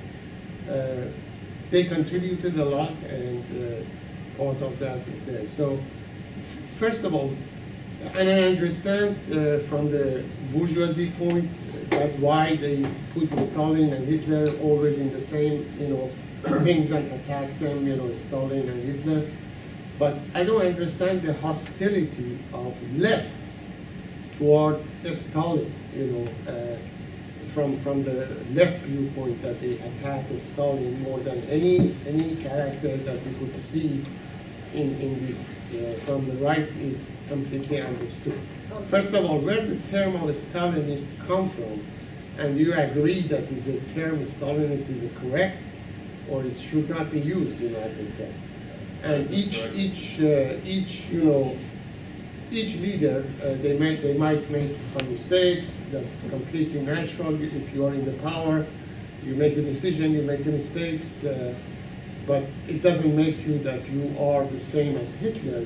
Comparison of Hitler from the viewpoint of the capitalist system is okay, but when the left attacks, Stalin in the same tones and same narrative, it's just embarrassing. I'll make a quick comment and then go and Espresso will continue. You have to expect that the left is going to be co-opted. That's what capitalism does. It tries to co-opt different types of movements so that it can basically pull the legs out of the table so that the table can no longer stand. So I'm not particularly surprised that you have leftist groups. I mean, in some cases, you may have a leadership which is corrupt, and then you have people who follow and they don't realize. In this country, for example, how many people really read the Bible and know what it says? They just basically listen to their minister. And I think, so you have a situation where you have co-option in the groups by government agents and so forth, and then you have the other situation where the people who begin to believe this, and then they begin to spread it to other people, whether it's true or not, because this is what they've been taught, and they've been taught to believe it. And I just want to make a comment about the whole Stalinism thing.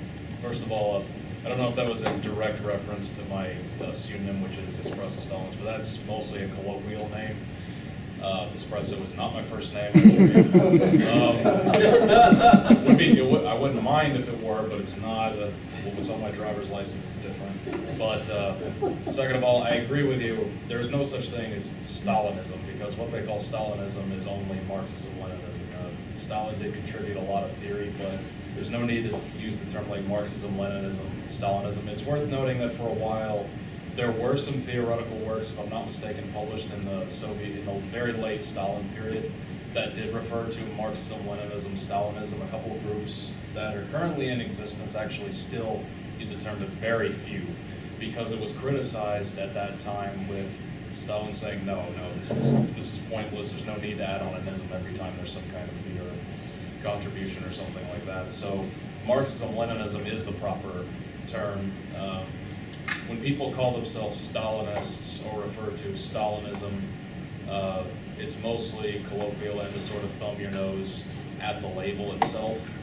Since nowadays, I think, let's see if I can get this quote right. I think Bill Bland said it best, that nowadays Stalinism has become a term of abuse to denote political views with which one disagrees. That's, I think, sums it up beautifully. And so usually it's worth noting when people call themselves Stalinists, like myself, they're usually not entirely serious. They're Marxist-Leninists that defend the legacy of Stalin.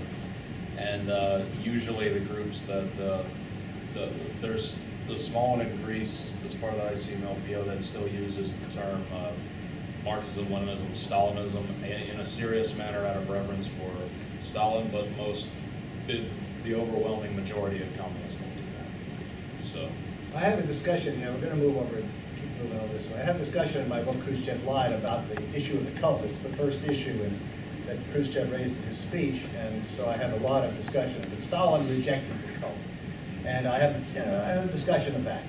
Stalin was against the cult around himself, and I think that that deserves a lot more attention, because a lot of bad people, like Khrushchev himself, hid behind the cult, all right, pretended to be more pro-Stalin than everybody else, when obviously something very different was going on. So I agree with you. I think my experience is I get called a Stalinist when people want to dismiss, for anti-communist reasons, one kind or another, want to dismiss the results of my research. And in fact, it happened yesterday in our session. It happens all the time. Yeah. I just want to make a reference that Marx and Engels, the originators of Marxism, was for a period of time, I think up to the time that imperialism started to develop. Then Lenin continued Marxism, for a period of the rising imperialism, and Stalin took Marxism during the time of the implementation of socialism, socialist theory, to the practice of socialism in the real world, the dictatorship of the proletariat, and so forth, including the national question and other things. So, that recognition has to be there. There's a theoretical understanding of the building of socialism, although a lot of people, attack it. And it was tremendous development. I mean, the development of the Soviet Union in a short period of time overcame almost every imperialist country, in the world. So I think that recognition has to be there. And I'm in agreement. It's not a question of the cult of the personality, but the recognition. One more point. I think that when we talk about Trotskyism in the modern period, Olgin talks about this in his book, about what's the essence of Trotskyism. Like the word Trotskyism doesn't have to exist. It's like the theory and practice of the petty bourgeoisie.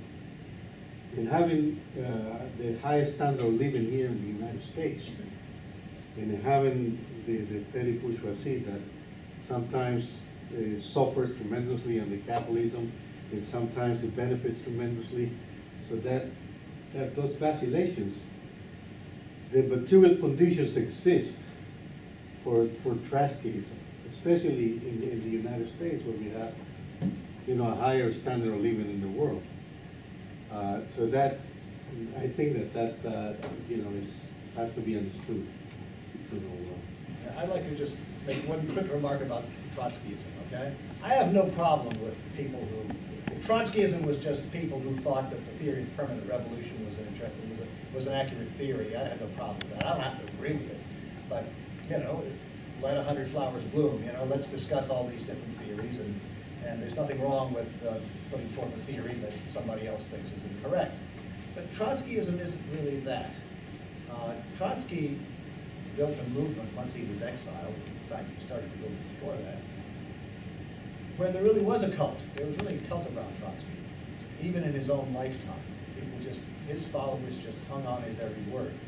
Now, I'm writing a book on Trotsky now. One of the things we can prove, thanks to the opening of not only the Soviet archives, but the Trotsky archives at Harvard, at the university, and at the Hoover Institution, one of the things we can prove is that Trotsky, after 1935, Trotsky deliberately lied about the Soviet Union, about the Moscow trials, time and again. Not that we can prove that he deliberately lied. That is to say that he really thought something different than what he was saying. And that's very interesting. And the Trotskyists themselves discovered this back in 1980 and then through the 1990s. But they never write about it. It's really covered up. It's worth looking into this in part because Trotsky was mainly writing for his own followers. That is, who was reading Trotsky in the 30s, and the 40s, and the early 50s? It was mainly Trotskyists, followers of Trotsky. And he was lying, and of course, since he had to lie to the world, he had to lie to them. He had to falsify to them, too.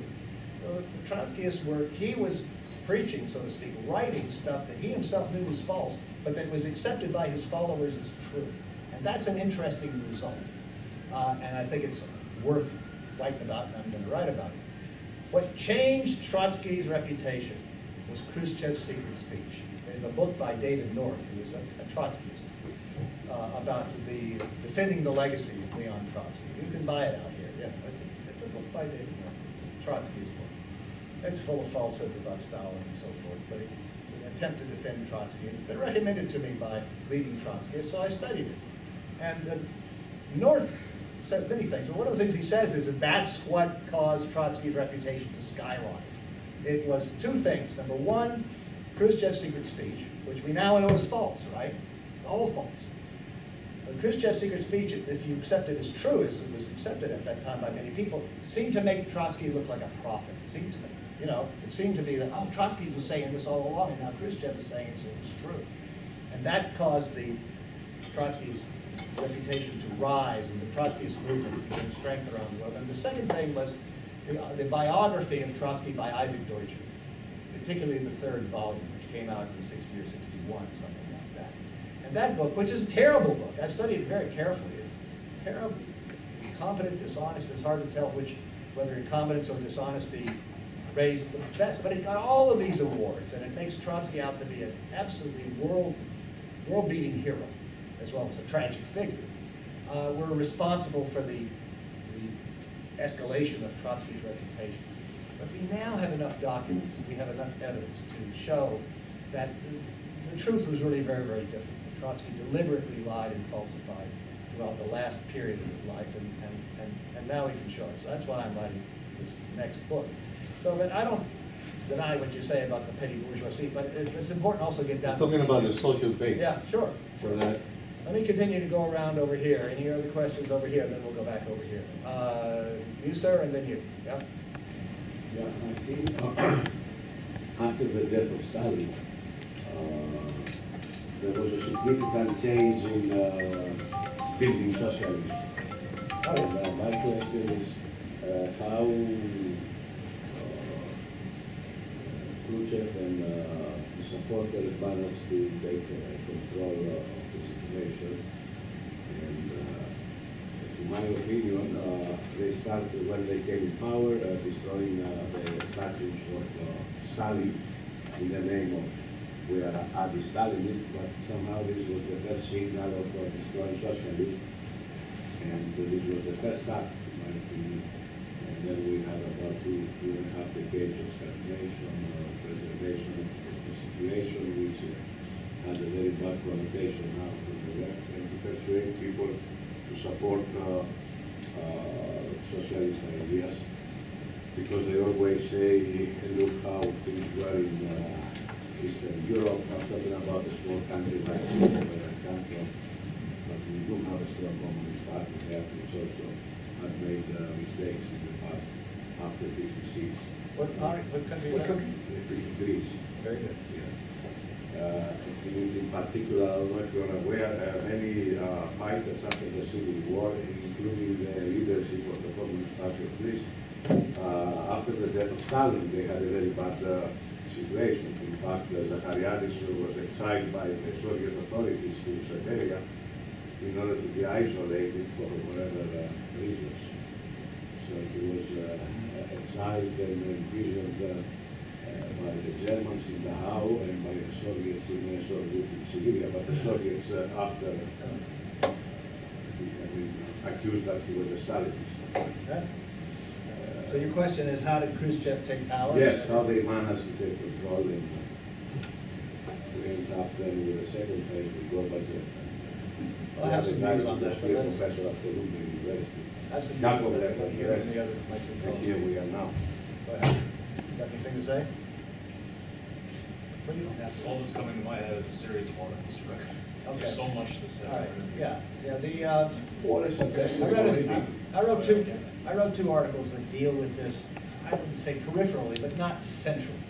One is that long series, Stalin and the Struggle for Democratic Reform, which shows that even back in the 30s, there was a big issue of party first secretaries in the party wanting to hold on to power, not wanting to yield power, wanting to build their own little fiefdoms and keep power.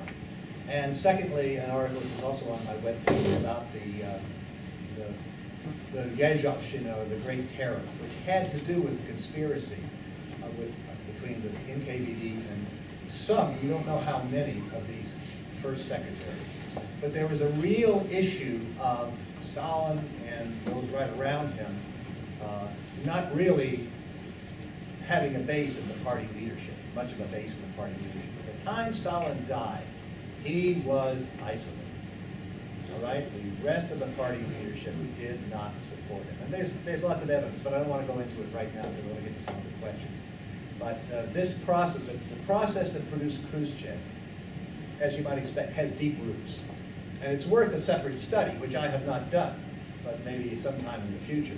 But it has deep roots, and there are people writing about it in Russia, and I think it's also worth telling. But it has to do with that question.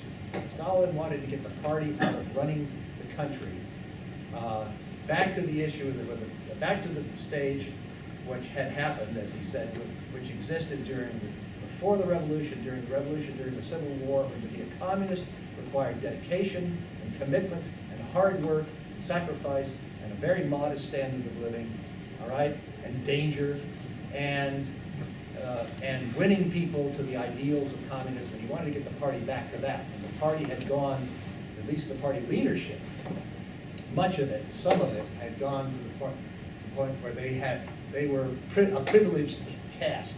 In fact, at one point, Stalin even allegedly, according to Yuri used that term, a damned caste of the party leadership. So this is a very important study, issue which needs to be further explored. Maybe I'll do it sometime. But I don't want to say any more than that right now. There was another question by this young man over here, and then by this young lady.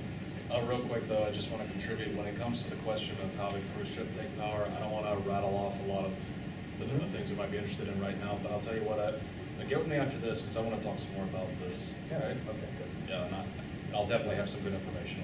We got 6 or 7 or 8 minutes left, and we have time for at least I'm 2 gonna more be short. questions. I'm just looking for titles for the implementation of communitization, Collectivization. collectivization, sorry, that are sourced by people who are non-socialist supporting. Sure, see me after. I can give Yes. you a list of such titles. Thank you. Going off proxy, I'm curious as to what conclusions your research has brought into who killed Trotsky? Oh, who killed Trotsky? I don't think there's any mystery about who killed Trotsky. I know people challenge me on this all the time. Maybe Espresso has some views on this. I think the evidence is pretty. Yeah, it was Ramon Mercader. Yeah, I mean he was assigned to assassinate Trotsky. The real question about that's interesting too. It's like another murder mystery, right? Trotsky, who done it? The real question in my mind, or one real question in my mind, is why in 1940? In 1940, Trotsky did have a conspiracy. I'm convinced of it. There's lots of evidence of it. I know it's widely rejected. The talk yesterday, they were the Social Democratic guy and the Trotskyist guy, and they laughed at it. But there is a lot of evidence about this. But certainly not by 1940. Okay, his base was gone. He was really isolated over there in Mexico. Why then? And that's an interesting question. And there are some hypotheses. We really don't know exactly. And Stalin allegedly told the guy who was the head of that particular section of the NKVD, State Security, Pavel Sudoplata. He allegedly told Sudoplata, we have to get rid of him because when the war is going to come and Trotsky will try to divide the forces that are going to support us internationally. And we really don't need that. And if we can decapitate the Trotskyist movement, that won't happen. That's what Stalin allegedly told Sudoplata. Was that the full story? I don't know. Some people in Russia think it wasn't. And there is some other speculation. It's kind of speculation, though, because we really don't know. As far as we know, as far as I know, there's no place where Stalin wrote down somewhere, here are all the reasons we have to assassinate Trotsky now, as opposed to 2 or 3 or 4 years earlier. Then it might have made more sense. I mean, that's what you normally think. So that's a kind of mystery. That's kind of interesting conundrum. And I haven't resolved it sufficiently in my mind as to when. But, and therefore, I guess as to why, right? Why then? Why not earlier? We have time for another few questions, so I'm going to go back in this direction. Oh, this gentleman hasn't asked a question yet. Yes. Just on Cadden real quick, can you just get us started about what might have happened? If you go to what might have happened, well, here's the interesting thing. We know, I wrote an article on this, and I'd be glad to share that with you. It's on my webpage, and we don't know exactly what did happen. Nobody's actually looked for what did happen. Why? Well, because they had this canonical story that the Soviets shot all these people in these 3 places, right? And then buried them in 3 nearby places. That's a canonical story. So if you know the answer, you don't look for them. You don't look for the solution. You've already got it. Well, you know that can't be true. You know that. The question is, I show that in my article, and others have said it too in Russian. But what did happen exactly, I'm not sure. Except that certainly a lot of these people were shot by the Germans, okay? I think that the burials at Cadden itself, if you read the German report, the hard evidence all says that the Germans did it. The Germans had to put a spin on it and interview witnesses and all this kind of stuff and change their story. But at other places, we don't really know. We do know that at this one place outside of Tver, Miednaya, where supposedly 6,000 or so POWs are buried, when that was excavated, and there were exhumations done in the early 1990s by Russians as well as Poles, they only found 206 bodies. Now, even if they were all bodies of Poles shot by the Soviets, there are 6,000 in some memorial plaques, supposedly to Polish prisoners of war, buried in that spot. That can't possibly be true. Plus, 2 of those people whose plaques exist at Miednaya were evidence that 2 of those people were shot 15 months, 16 months later, 700 miles away in the Ukraine, came to light in 2011. That's what I wrote my article on.